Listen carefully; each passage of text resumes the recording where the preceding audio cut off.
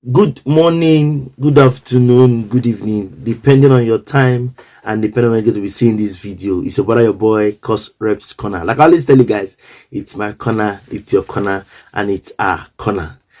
I don't wanna fall in love, I just wanna have some fun, yeah.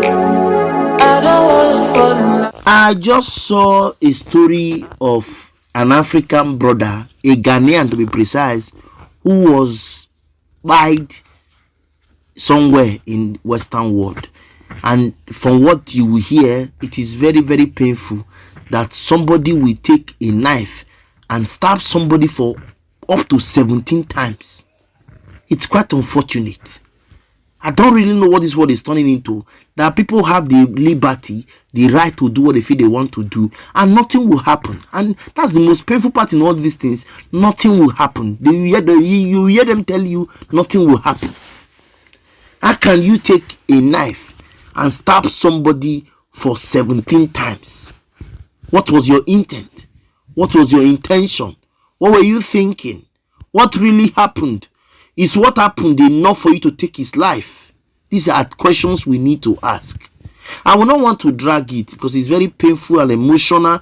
I just listened to the video just now and I said, no, it's good I share these things with us so that, like I always tell people, I don't share everything I see on social media. I select because it's not everything you will tell me I will share. No. Somebody shared it with me and the person said, talk about it. And that's what I'm doing because she's my subscribers. She's my subscriber. I like following what my subscribers say. I don't do things mainly on my own. That's why if you check my channel, all this saga, all this naked, this one, if you will not see it there. I don't have that time. I have to share what will enlighten you, what will make you see life the way it is. Learn from the experience. You don't need to experience it before you learn. Now you will hear a recounting ordeal, a recounting testimony of the sister, the elder sister, based on what I gathered, who he lives with. And you will hear her confirm and confess that the brother is very calm and does not look for trouble. Now somebody will be asking, what now really happened? Europe, Western world, happened to him.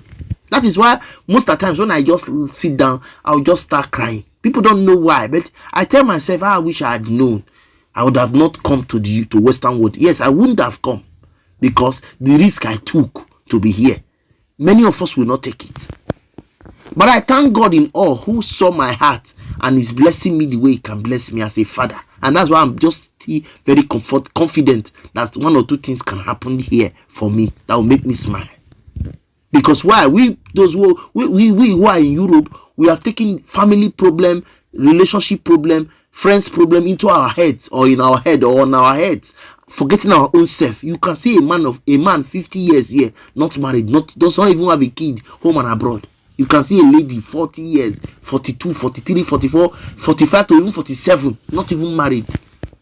They don't even have kids, home and abroad. Some are lucky, they will have one home. They won't have anyone here. Some are not even lucky, they will not have anyone. And now you will see us taking care of people's children back home. Like I shared a video some time ago where a girl told us that those of us who live in Europe, we take care of people who are at home. If we die today, they will still live without us. They will still be very, very comfortable without us. And that's true. These are things that we need to learn. And then you can see that, yes, this particular young man came into Western world to look for greener pastures.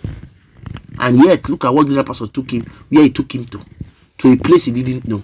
Anyway, guys, that's all I've come to share. I want to thank you all for always watching my content. I want to appreciate for your love and the care. For those of us who have not subscribed or followed us on our social media platform, please, I beg you, subscribe to our channel, like, comment, and share so that we can move this ministry to a permanent site. I come away next time to see me on your screen, guys.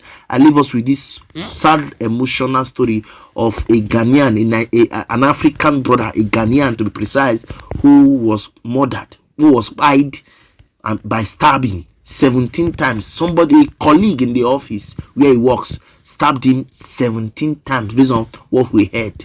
And you'll be wondering, how come? Please, when you watch this video, please give a comment, a commiseration message or a condolence message to the family in the comment section. They told us there was an altercation, and then they stabbed him 17 times within a pace of 30 seconds. Alfred's name never crossed my mind when I saw the police here. At a point, I thought it was maybe a wrong address that the police came to, because I know he's very calm. Alfred is not troublesome.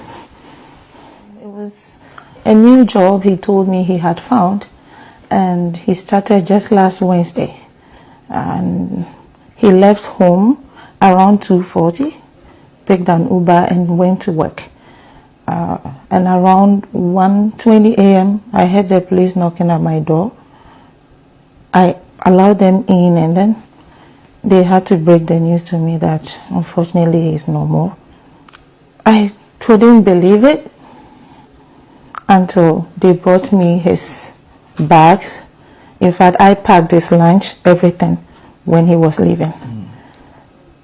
And yeah, and the documents we took to SGI, I packed everything in. So it clearly told me that he was the one.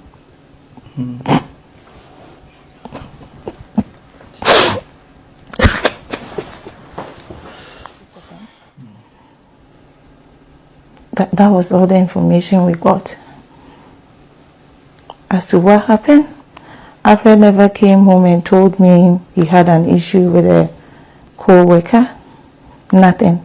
And he tells me everything. In fact, almost every day, as soon as he enters, sister, and I said, you are always bringing news. Yeah. To the extent we are at that level, I'm sorry to let my husband know. Alfred knows the password to my phone, even my bank accounts. I know his too, but my husband doesn't know. So we're on that level. I've been here for my 8th year. We've never experienced such, we've never come across such issue before. And this is our first, and in fact, that's why it's so difficult for us to comprehend why this has to happen. And we keep telling our folks or our community that this is new to us in the Saskatchewan we used to know.